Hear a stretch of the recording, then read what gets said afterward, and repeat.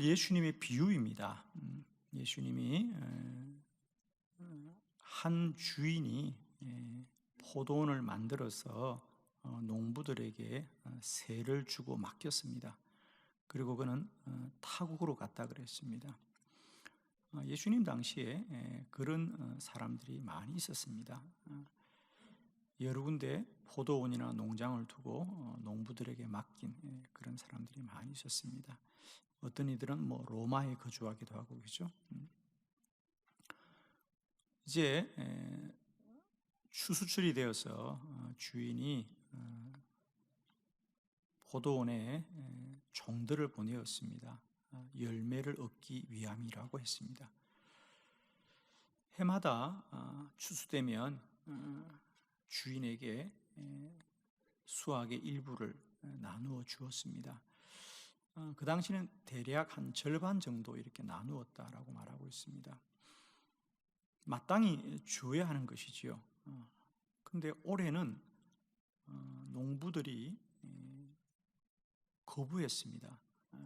그리고 오히려 열매를 받기 위해서 왔던 종들을 때리고 내쫓고 또 죽이기도 하고 그랬다고 합니다. 주인이 두 번째는 더 많은 종들을 보내었더라 그랬습니다.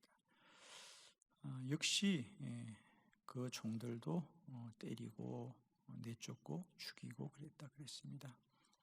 농부들은 아마 이 포도원을 자기들이 차지하고 싶었던 거죠. 주인이 드디어 아들을 보냅니다. 설마 내 아들은 죽이겠는가? 그럼 농부들은 다르게 생각했습니다. 아들만 죽이면 이제 이 포도원의 소유는 정말 우리 것이 되겠다고 생각했습니다. 사실은 있어서는 안 될 일이죠. 그래서 아들도 죽임을 당합니다.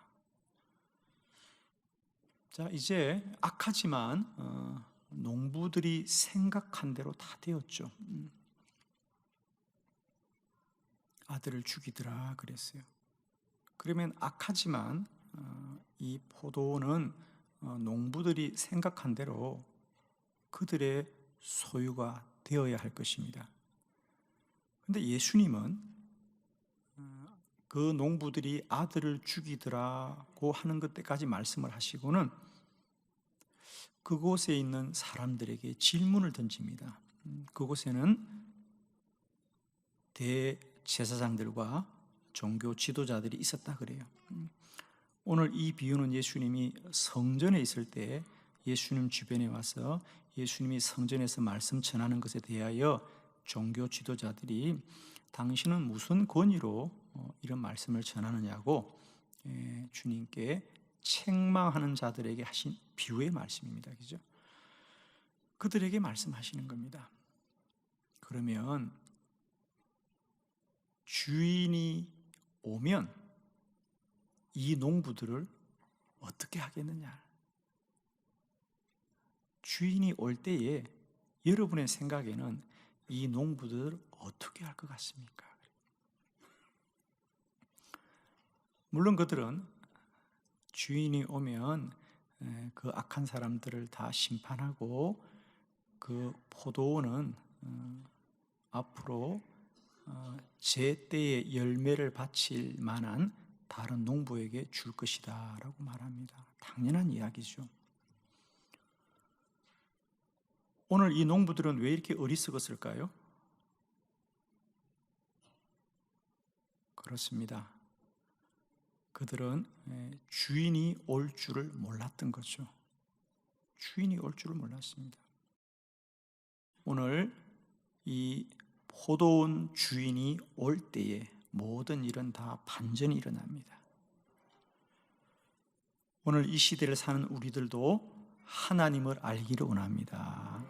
날마다 하나님을 인정하기를 원합니다.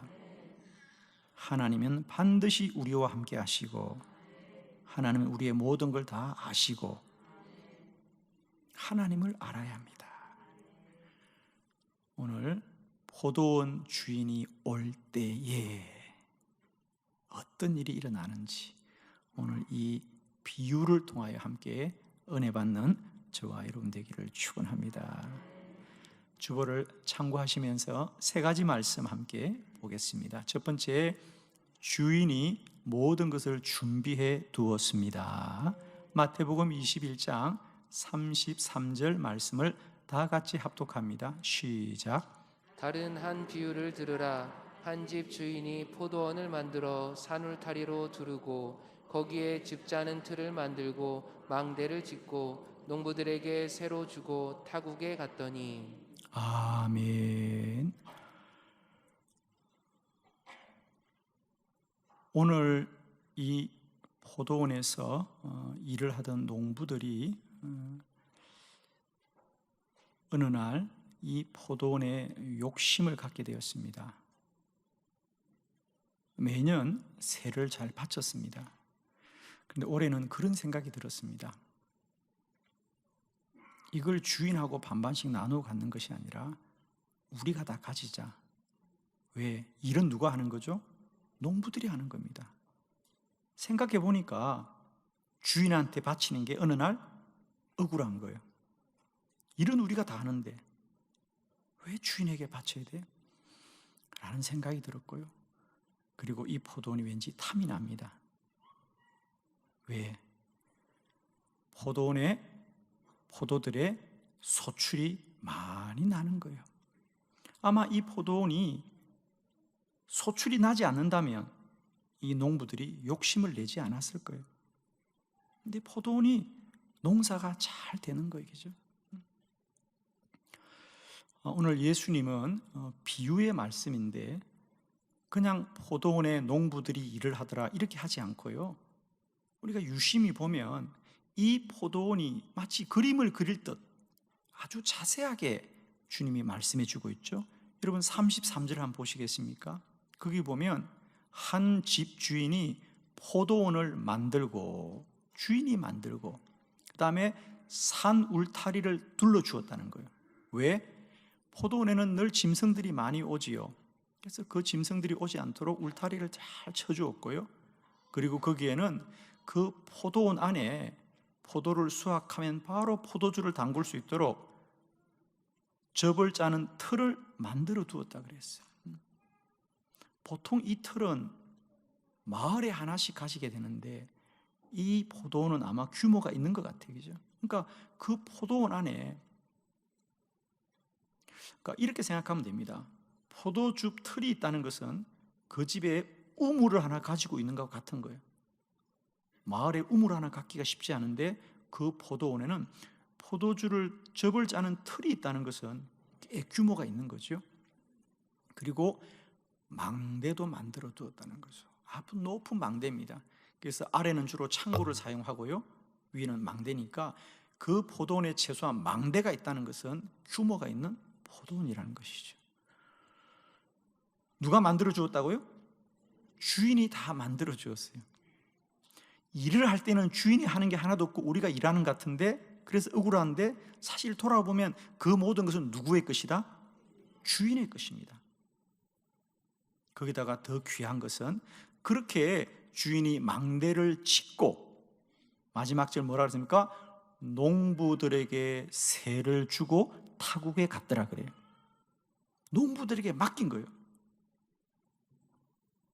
주인이 그런 규모 있는 포도원을 아무에게나 맡겼습니까? 아마 이 농부들이 주인이 볼 때는 믿을 만한 사람이었어요. 믿고 맡긴 거예요. 여러분, 그 포도원은 이 농부들이 자격이 있기 때문이 아니라 주인이 맡겨준 거죠. 믿고 맡겨준 거예요. 그렇습니다.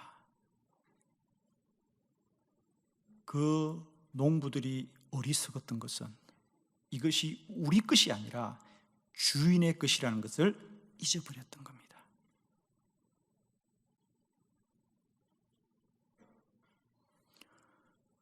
오늘 우리의 모든 것이 하나님의 은혜인 줄로 믿습니다. 우리는 우리가 일을 하고 우리가 땀을 흘리고 우리가 수고하니 마치 우리들도 이 농부들처럼 우리가 고생해서 이것을 이루었다고 생각하지만 돌아보면 고생하는 것도 살아있으니까 고생하는 겁니다. 죽은 사람은 고생도 없습니다. 살아있으니까. 오늘도 하나님이 우리의 생명을 허락해 주셨으니까 한날을 살 수 있는 거죠. 농부들이 갖는 어느 날 생각해 보니까 주인이 하는 게 없고 우리가 고생했다고 생각하는데 그게 큰 시험인 거죠. 주인이 모든 걸 맡겨준 것이고 준비해 주신 것이고 모든 걸 다 할 수 있게 해준 거란 말입니다. 저는 축복하기는 오늘도 우리 안에 이 하나님의 은혜가 날마다 때마다 깨달아지시기를 축원합니다.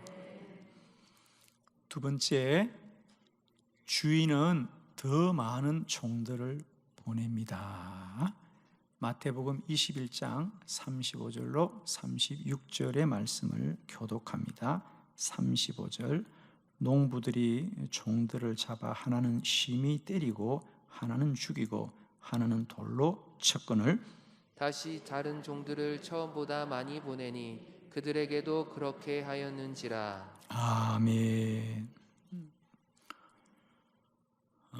포도원의 주인은 수확대가 되어서 종들을 보내었습니다.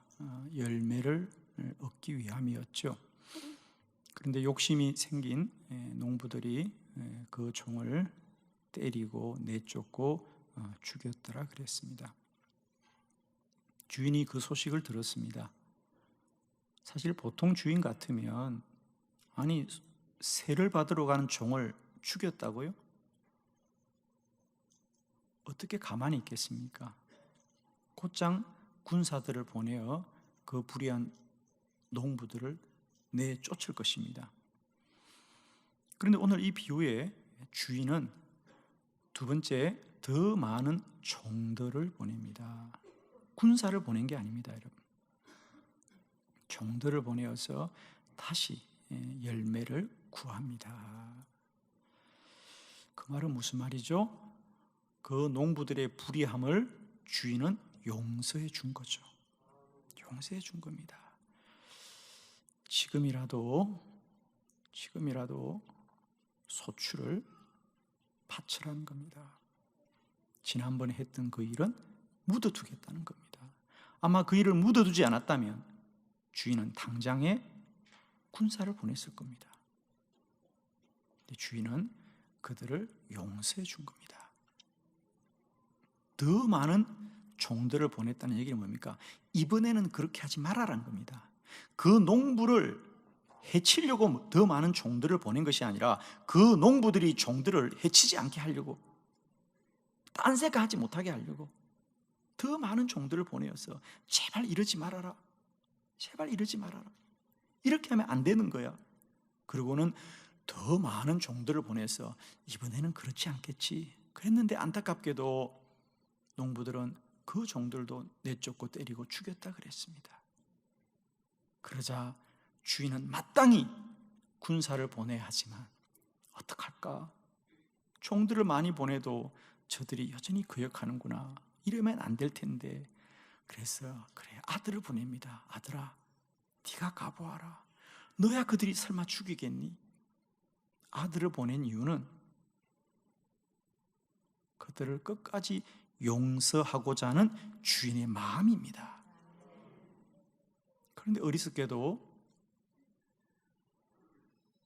농부들은 그 아들마저 죽이고 말더라 그랬습니다.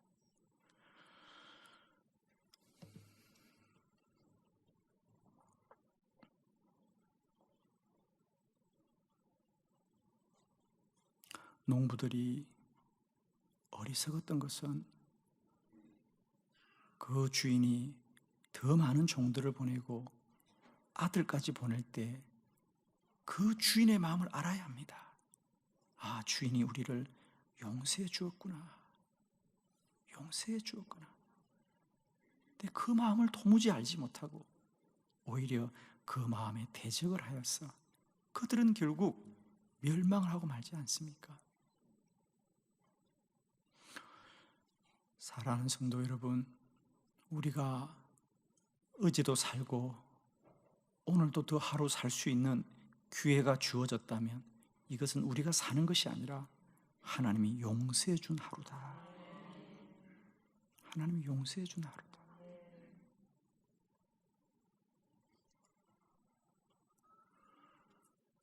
의인은 없나니 한 사람도 없고 우리 모두는 다 죄인이라 그랬습니다. 그런데도 어찌 우리는 멸망당하지 않고 지금도 살아있는가? 그건 우리가 사는 것이 아니고요, 용서받은 겁니다. 그 농부들에게 종들을 또 보내고 또 보내는 것은 주인이 용서해 주는 시간이에요. 용서해 주는 시간입니다. 우리가 더 많은 시간을 아무 일 없이 살았다고요? 그건 더 많이 용서받고 있는 겁니다. 혹시 여러분은 그런 생각을 하십니까? 우리는 사는 날마다 죄가 쌓이는 것 같다. 사는 만큼 죄가 쌓이는데 여전히 살 수 있는 것은 죄가 있어도 살아도 된다는 것이 아니라 용서받고 사는 거예요, 여러분. 죄를 짓고도 사는 것은 살아도 되는 게 아니라 용서를 받고 사는 거예요, 지금.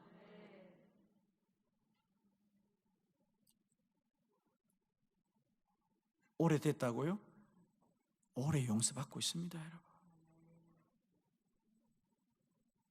우리가 사는 날들은 우리가 건강해서 사는 게 아니고요, 용서받고 살고 있다. 지금은 우리 모두가 하나님께로 돌아가야 될 때다. 회개할 때다.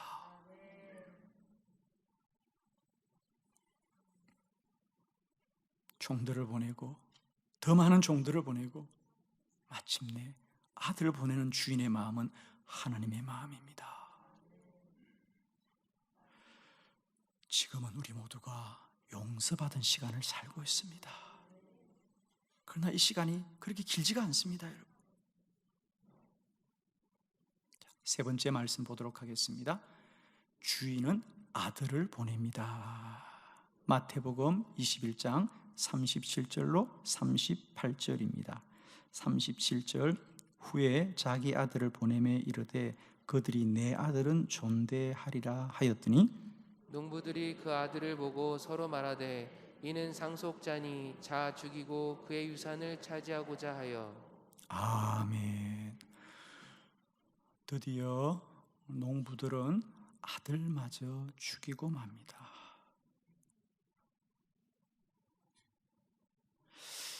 아마 여러분 누구나 다 이 농부들이 왜 이렇게 어리석은가라는 생각을 할 겁니다.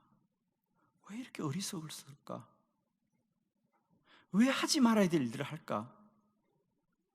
왜 그랬을까요, 여러분? 오늘 주님이 하시고자 하는 말씀은 본문 속에 아주 분명하게 나타나 있습니다. 38절의 말씀을 다시 한번 볼까요, 여러분? 38절의 말씀에 농부들이 그 아들을 보고 서로 말하되 이는 상속자니 그랬어요. 여러분, 상속자란 말에 줄을 그어보세요. 이는 상속자다. 그를 죽이고 유산을 차지하자. 유산을 차지하자. 여러분, 우리가 꼭 기억해야 됩니다. 농부들은 왜 그 아들을 죽였느냐? 그 아들이 상속자라고 생각한 거예요. 오늘 이 본문을 우리가 보는 키워드 중에 중요한 워드가 뭐냐면 거기 이 비유의 서론에 보면 33절 제일 마지막에 주인은 농부들에게 세를 주고 타국에 갔더라 그랬어요. 다른 나라로 가고 주인이 지금 그들의 눈에 보이지 않는 겁니다. 그런데 추수 때가 되어서 종들을 보내고 마침내는 아들이 나타나자 그들의 생각에 그 사이에 주인이 바뀌었구나. 주인이 죽고 이 아들에게 상속으로 주었구나.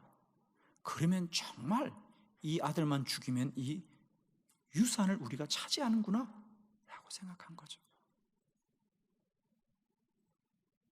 농부들은 주인이 죽었다고 생각한 겁니다. 그래서 우리 주님이 말씀합니다. 그 자리에 모여 있는 종교 지도자를 향하여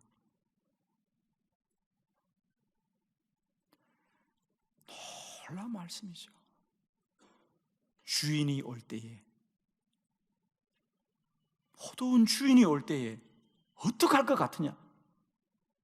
포도원 주인이 올 때 그 농부들을 어떻게 할 것 같으냐? 주인은 죽지 않았습니다. 다만 멀리 있을 뿐이지 죽지 않았고, 그들이 몰랐을 뿐이지 죽지 않았습니다. 하나님은 우리가 모를 뿐이지 살아계십니다, 여러분. 오늘 성경이 하고자 하는 말씀은 이 말씀입니다. 오늘 예수님은 성전에 모인 종교 지도자들, 성전에 모인 종교 지도자들이에요. 왜 그들이 성전에 모였어요? 그들은 스스로 거룩하기 때문에, 스스로 어렵기 때문에. 성전에 모인 종교 지도자들에게 여러분은 어떻게 생각합니까? 종들도 죽이고 아들도 죽인 그 농부들을 주인이 어떻게 할 것 같습니까? 하나님이 어떻게 할 것 같습니까? 예수 그리스도를 향하여 당신이 누구기에 어떤 권위를 가지고 우리를 가르치냐고 할 때 주님이 하신 비유입니다. 내가 누구냐고요? 주인이 보낸 아들입니다. 하나님이 보낸 아들입니다. 농부들이 종들도 죽이고 아들도 죽일 수 있지만은 주인이 다시 오듯이 하나님이 다시 오십니다. 하나님이 반드시 심판하십니다. 주인은 멀리 있을 뿐이지 죽은 것이 아닙니다. 농부들이 모를 뿐이지 존재하지 않는 것이 아닙니다. 내가 없다고 해서 하나님이 없는 게 아닙니다. 내가 모른다고 해서 진리가 없는 게 아닙니다. 우리가 어리석을 뿐이지 하나님은 살아계십니다. 어제 나온 노래는 영원토록 동일하신 분이시고 이 땅은 하나님이 통치하십니다. 잠시 어리석은 농부들 때문에 이 땅이 악이 승리하는 것 같지만 포도원 주인이 올 때에 어떻게 할 것 같으냐? 그 종교 지도자들이 말합니다. 예, 주인이 오면 그 악한 농부들을 진멸하고 열매를 제때에 줄 새로운 농부들에게 맡길 것 같습니다.